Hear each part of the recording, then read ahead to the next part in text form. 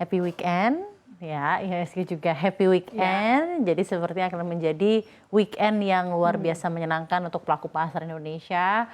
Dan ya walaupun sebenarnya penguatannya tidak yang signifikan di atas 1%, tapi sebenarnya ini meng-offset pelemahan yang sudah terjadi di hari-hari belakangan gitu ya.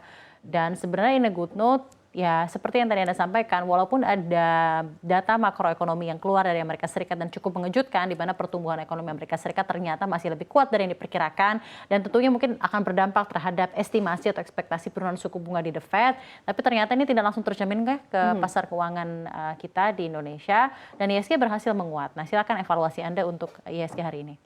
Iya, Safrina, seperti yang tadi Anda katakan, sepanjang perdagangan hari ini IHSG berhasil konsisten bergerak di zona penguatan.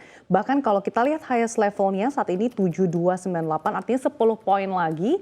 Tapi nyatanya penguatan IHSG tampaknya terpangkas hari ini sehingga hanya berhasil ditutup menguat 0,66%, tapi masih cukup konsolidasi di level 7.288 atau sedikit lagi kembali ke level psikologis 7.300.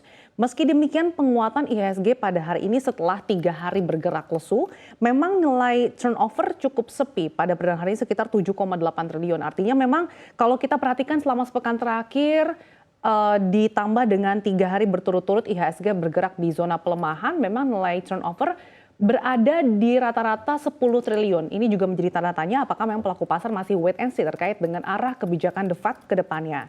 Kemudian kalau dari segi price performance, tadi IHSG pada pekan ini memang 2 hari menguat, jadi awal pekan dan hari ini ditutup menguat, tapi 3 hari beruntun memang ditutup di zona pelemahan, sehingga membuat IHSG secara performa dalam sepekan terkoreksi 0,09% saja, tapi secara year to date memang penguatannya sudah mulai tercipta di 0,21% setelah pada bulan lalu memang koreksinya secara year to date sudah cukup dalam mencapai 6%, Safrina. Nah, tapi ini pergerakannya cukup anomali, berkebalikan ya dengan pergerakan rupiah yang pada hari ini lagi-lagi memang masih lesu pergerakan rupiah, tapi kalau kita lihat secara IHSG performanya nampaknya memang masih ditopang oleh optimisme rilis kinerja keuangan yang tampaknya mulai tumbuh cukup baik. Tapi memang di satu sisi terkait dengan penguatan hari ini volumenya juga cukup standar di 13,3 miliar, Safrina. Oke, baik. Terima kasih untuk analisa Anda. Nah, di satu sisi kita ketahui seperti yang tadi sempat Anda sampaikan juga perekonomian Amerika Serikat masih solid gitu ya dengan pertumbuhan yang ternyata masih lebih kuat dibandingkan yang diperkirakan oleh pasar. Nah, apakah ini serta-merta juga memiliki andil atau merubah persepsi sentimen yang ada di pelaku pasar mengenai keputusan penurunan suku bunga yang diharapkan sebenarnya akan terjadi di semester 2 ini? Ya, tampaknya belum tercermin ya bagi bursa domestik maupun bursa saham di kawasan Asia yang bahkan saat ini bergerak bervariasi. Kalau kita secara data, Departemen Perdagangan Amerika Serikat melaporkan data awal PDB Amerika Serikat pada kuartal 2 2024 ternyata tumbuh 2,8% pada basis kuartalan atau ternyata lebih tinggi dari kuartal pertama 2024 yang hanya tumbuh 1,4%. Nah, angka awal PDB Amerika Serikat pada kuartal 2 ini juga berada di atas ekspektasi pasar yang sebelumnya memperkirakan ekonomi negeri Paman Sam akan tumbuh hanya sekitar 2%. Laporan PDB terbaru ini menunjukkan kalau dunia usaha ternyata terus berinvestasi dan konsumen masih mendorong pertumbuhan dengan belanja mereka meskipun harga barang masih cenderung tinggi, Safrina. Oke, baik. Nah, tak hanya data awal PDB Amerika Serikat di kuartal 2 2024, Amerika Serikat juga merilis data klaim pengangguran mingguan.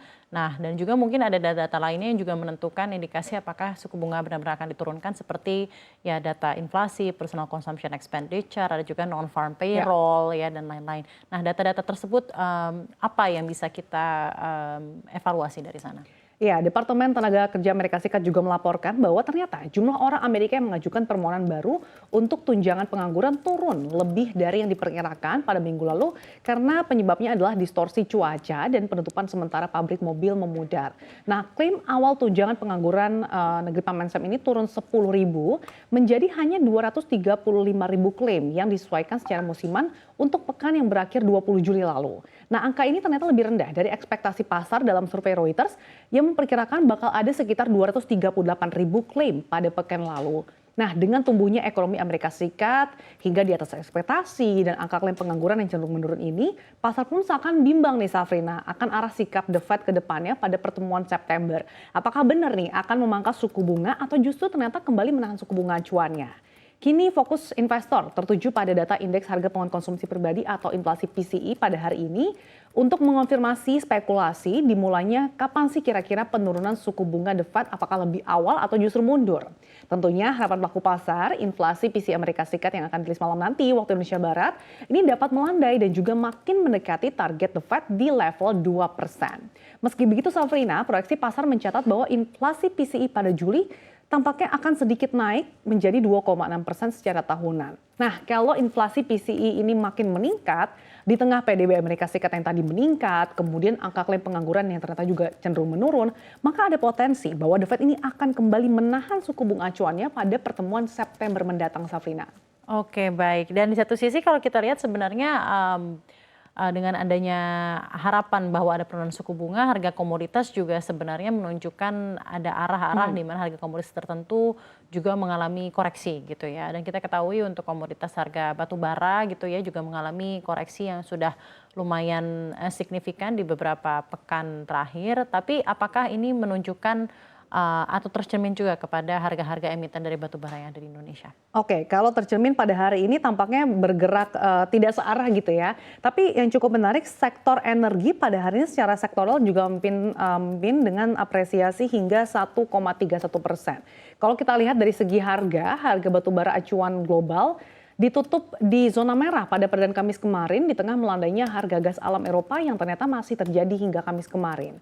Berdasarkan data dari Refinitiv pada Kamis kemarin, harga batu bara acuan AS Newcastle untuk kontrak Agustus 2024 ditutup turun 0,1% di level $138,4 per ton. Sebagai catatan Safrina, kalau pelemahan harga gas memiliki korelasi dengan batu bara yang disebabkan oleh gas merupakan substitusi batu bara dan juga sumber energi pilihan Eropa. Adapun berdasarkan laporan terbaru dari International Energy Agency atau IEA, bahwa permintaan batu bara di tahun 2024 ini justru akan diperkirakan akan bertahan atau tidak turun, yang ditopang oleh proyeksi peningkatan konsumsi dari China dan juga India.